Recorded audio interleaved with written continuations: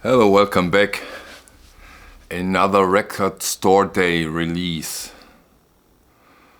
Yeah, a Record Store Day release, but also, in my opinion, the start of a new series, the contemporary series. And we're talking about this beauty. Very special release, talking about Art Pepper meets the rhythm section, mono version.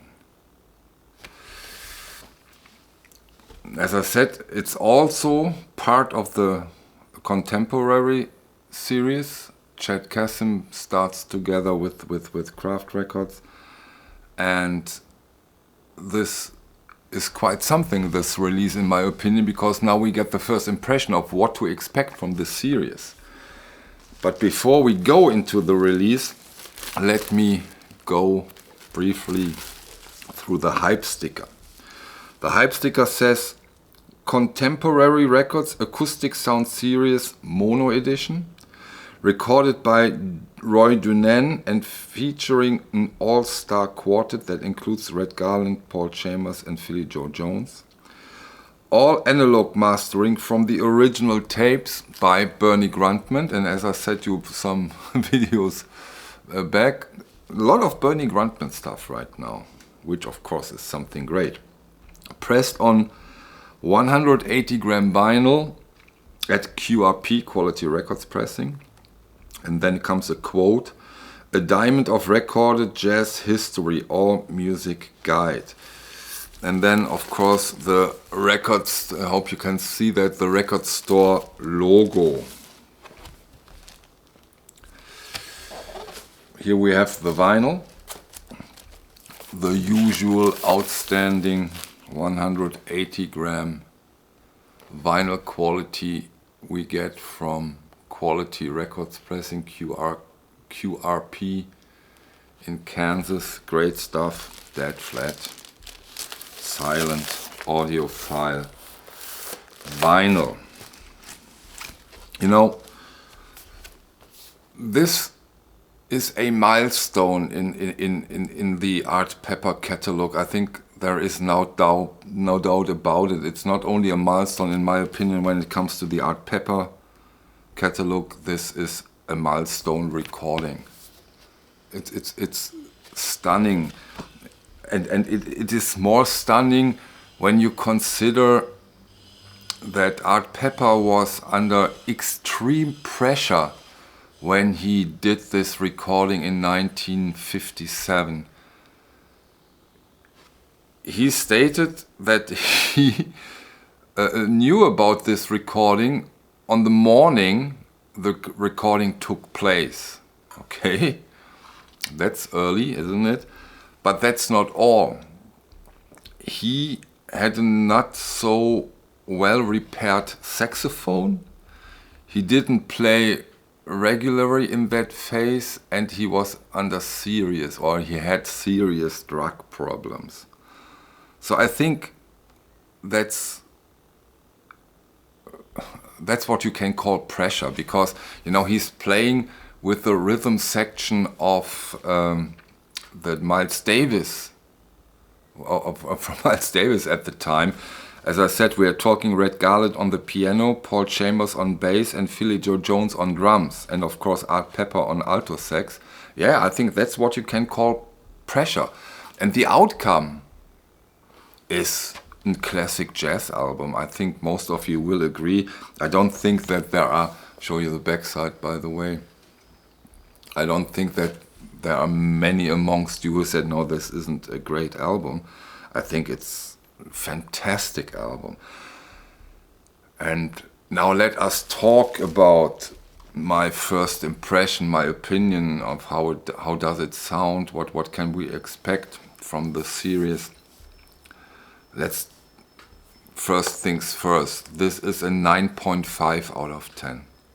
I only don't say 10 because we will see the stereo release and you have to you have to say, oh, this is better, and now it's a 10. But this isn't. It's unbelievable. We are talking in a mono recording from 1957. and the sound is crisp, clear, punchy. The low end is beautiful and musically. Wow, wow. If this is the standard of this series, then we can expect great, glorious, beautiful stuff. Really, really beautiful stuff. And here we have the mono release. We will get the stereo release soon. And that's the way I would love to have it all the time. If it makes sense, please give us the mono and the stereo version. Like for example, ERC does it. I want to have that when it comes to Tone Poet, classic series, acoustic sound series, in this series, whatever series, whatever release. If possible, give us the freedom of choice. Let us choose between stereo and or mono. I really do love to compare those releases, to compare the mono and the stereo mix. Okay, I know up to a certain area that doesn't make sense, that doesn't exist, but when there is this possibility that we can have a mono and a stereo, please give it to us. That I really do love the freedom of choice, the possibility to dig into those kind of recordings. I think this is a great luxury and a great fun to do that. But once again, we have an outstanding edition here. The cover quality, the printing, it's a very sturdy, beautiful tip-on jacket. Well made, really, really well made. Can't complain at no point to complain.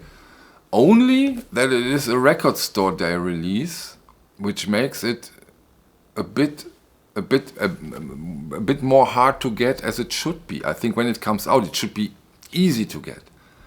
And I don't know if I like the decision that this is a record store day release. But I can imagine that something similar will happen remember those two mono pressings from Pink Floyd, Saucerful of Secrets and Piper at the Gates of Dawn. We will eventually see them as regular releases, but that also means that some people really have to wait for quite some time, and I don't think that's so necessary. But that's only my 2 cents. You may see that differently. This is my personal record store day highlight. Okay, although I'm missing one, but I don't think that... I'm quite sure this is my personal record store day highlight. Although, as I said, I don't think it should have been a record store day release. What's your opinion? You think the same or completely different? Let's discuss. But where I think is no discussion, fantastic. Fantastic sounding release. So happy to have it. And you know, those contemporary records, years ago, far, far away, I think around 2008, 9, 10, correct me if I'm wrong, those have been analog productions. And